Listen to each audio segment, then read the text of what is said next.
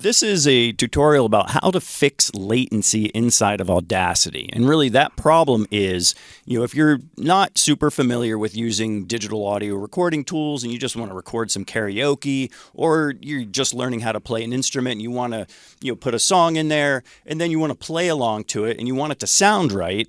Well, sometimes in Audacity, you might put that song in there and then you record yourself and you listen back and it's like, what's wrong with this? Why do I sound like I'm so out of sync? Why does it sound so weird? Like, what is wrong with this thing?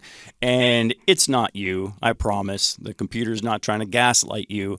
The problem is latency, right? So if you're using just off-the-shelf recording stuff like a USB microphone or a Bluetooth device especially, there can be some delays that happen between the microphone and it ending up inside of Audacity. And that's what we're going to learn how to fix today. It's really, really easy. So let me show you.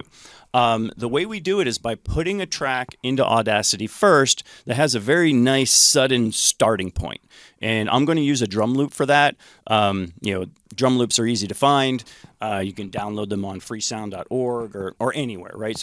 But we want a WAV file that we can just drop right in, right? So I'm going to grab this drum loop that I made a while ago. I drop it into Audacity, right? Now, it's important to not start at the very beginning, so I'm going to actually just click here and drag the file over a little bit so it starts right about the 2-second point.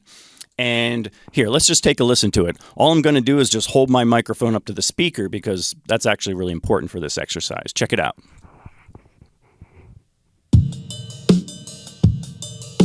Okay, so it's a really simple drum beat, but say I was playing guitar or bass to this, and every time I record, it just sounds off, right? Like that synchronization problem. So what I'm going to do is create a new track, right? So I right-click, I add a mono track. All of my audio settings are already correct for me to record. That's a different tutorial. As long as you can record into this, you can do this exercise. So I've selected the track by clicking on it. I rewind all the way to the beginning. I hit record, and then I'm going to hold my microphone up to the speaker. Here we go.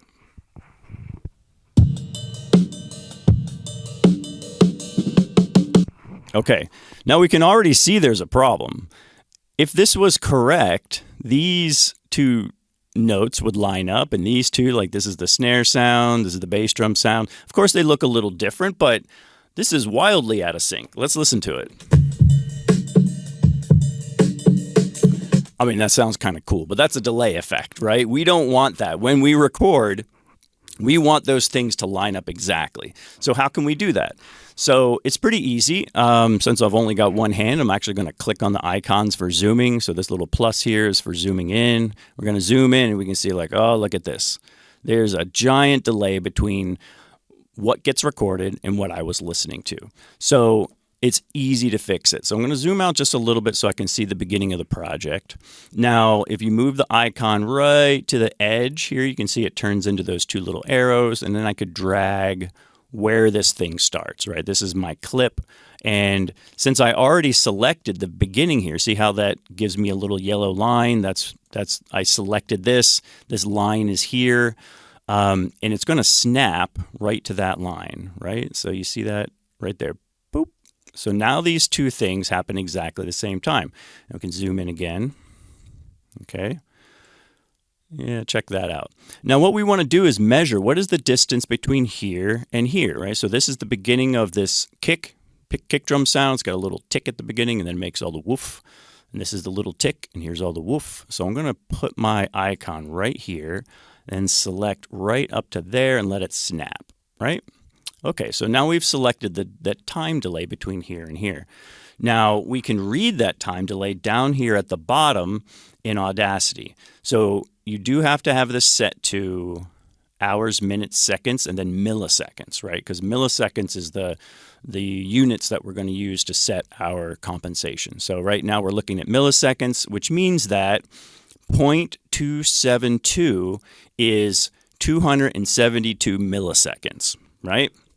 That's a pretty long delay. That's definitely going to sound off. But if you really want that dub reggae delay time, 272 is about right.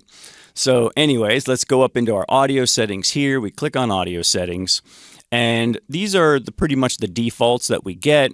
I like to use the WASP drivers in Audacity. They seem to be the most reliable. I've already set my devices that's the normal setup that we always have to do. But down here, latency compensation is set to -10. That's just something that's like default for Audacity, but it's definitely wrong, right? I would say for anything like using this kind of drivers, that's not going to be correct. And that's mostly because it's using Windows audio drivers. So what we want to do is set this number, this negative number, to this number right here. And latency compensation means that after you've recorded it, it's then going to shift that in time. After you push stop, it's going to shift it this number of milliseconds so that it lines up with the thing that you heard. So we're just going to put in here, I'm going to type it in, -272. Okay, click OK. And then we record again. So I'm going to zoom back out so I can see the beginning. I'm going to click on this, push delete, and we're going to record again.